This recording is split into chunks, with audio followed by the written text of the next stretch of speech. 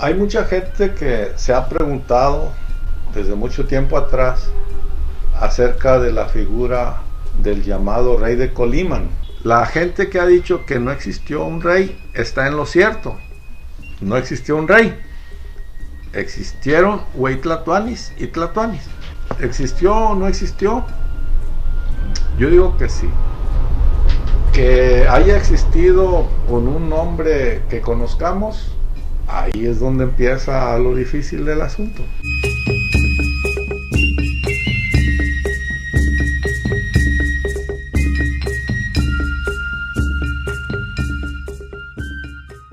Pero este personaje, no obstante que nace de la imaginación, se le engrandece en atributos y le ponen un territorio sin límites, un territorio desbordado, que va mucho más allá de lo que es hoy Sinaloa y que se mete mucho más allá de lo que es el lago de Chapala y prácticamente llega hasta Guerrero.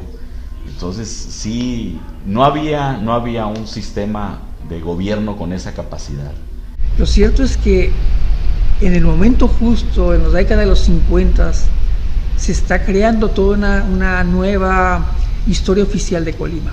Uno de los problemas con la historiografía más temprana de Colima es que carecemos de estas descripciones de los pueblos de Colima que se hicieron en la Nueva España hacia 1570 por orden de la corona del rey Felipe II, que deseaba que le contaran cómo era el territorio de la Nueva España a través de los propios pueblos, que se hicieran crónicas y descripciones por cada una de las alcaldías mayores.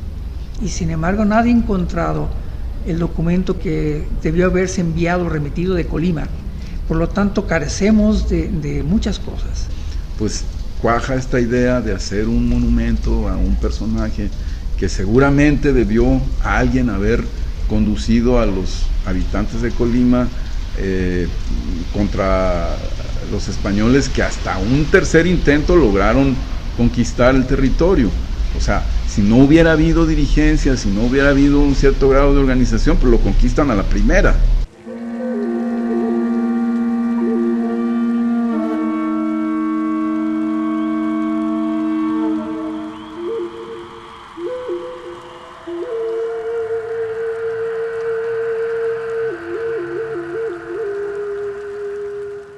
Lo admitió en su momento el mismo Hernán Cortés en una carta que envió al rey de España. Dice que cuando sus primeros hombres trataron de venir a estas tierras, fueron desbaratados por un contingente de indígenas de la región de Colima. Se los comieron, o sea, que era la costumbre. Entonces prefirieron regresar e irse sin haber conquistado nada. Vino aquí un licenciado Lorenzo Lebrón de Quiñones, enviado por el rey en calidad de visitador real, y él dice también que el único pueblo del cual supo que había batallado en contra de los españoles era el Palenque de Tecomán. Eso nos da entonces muchos datos para hablar de la historicidad del rey llamado de Colimán, que igual pudo llamarse Some o pudo llamarse Colímotl, son los dos nombres más básicos que se mencionan, pero históricamente no hay mito allí.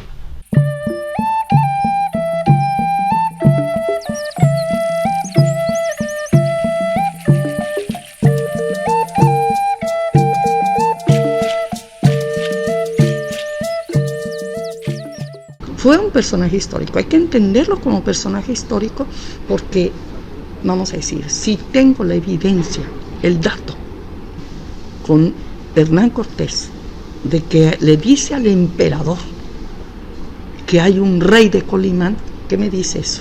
Ya tengo el dato histórico. Lamentablemente es el único dato que tengo.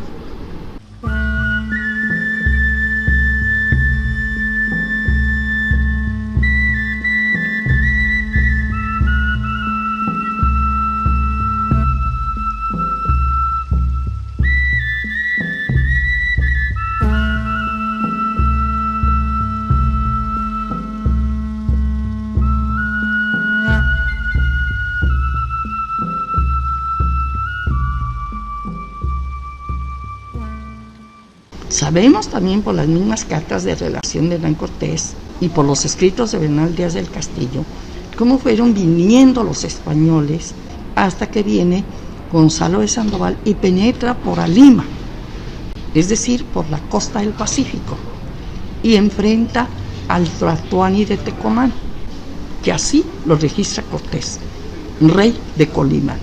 Entonces para él esto es un reino y hay un rey. Evidentemente esta tierra se llama Colimán y evidentemente tuvo que haber un señor que lo gobernara. El rey de Colimán, Tlatoani o Huey Tlatoani, que hablaban náhuatl.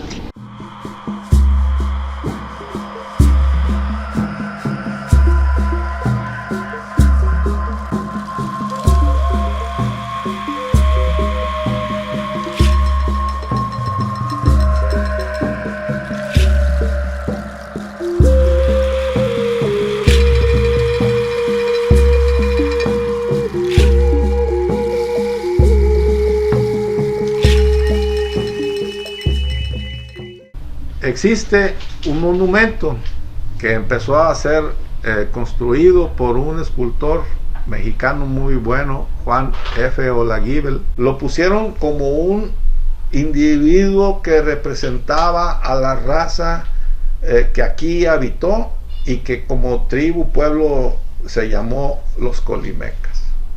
Llegamos a 1955 y el gobernador en ese sexenio, el general González Lugo, crea el rey de Colima. Había que crear un elemento de identidad que a la vez fuera de unidad de los colimenses. En la época se investiga quién era el escultor más famoso del momento. A él lo llaman para que haga en piedra, le llaman piedra chiluca, que trajeron del Nevado de Toluca para hacer la escultura del rey Colimán.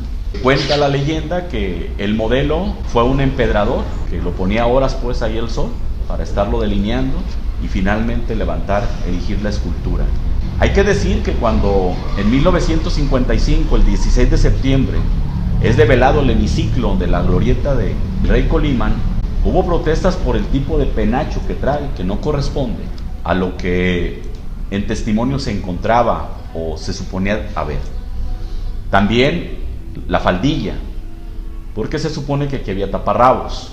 Sobre este tipo de vestuario, los historiadores tradicionales de aquella época manejan una abierta oposición y se hace una controversia de dimes y diretes. Finalmente la escultura ahí queda. Y la escultura, hay que decirlo, tiene referencia en una figurilla de barro en la que aparece con las piernas abiertas y con falda. Y a partir de ahí se conjetura que si no era reina, que si era rey.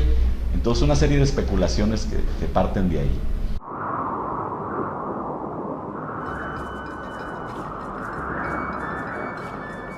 El rey Colimán se ha convertido en parte de la historia moderna de Colima, más que de la historia antigua. Tenemos que afrontar ese hueco de la historiografía prehispánica en Colima, llenándolo con mitos, llenando con figuras que nos recrean un pasado que nos da la arqueología, pero que no podemos reconstruirlo de otra manera. Lo único que yo digo es que sí debió haber existido un jefe o un grupo dirigente, ¿verdad?, que hizo frente a los conquistadores. Para mí es un personaje histórico transformado en leyenda. Su escultura es parte de la identidad colimense y está mirando hacia el Océano Pacífico, parte de sus dominios. ¿Fue el rey de Colimán un mito? No. ¿Sabemos cómo se llamaba, qué identidad tenía? Tampoco. El monumento es representativo de algo que pudo haber sido, pero no fue tal cual.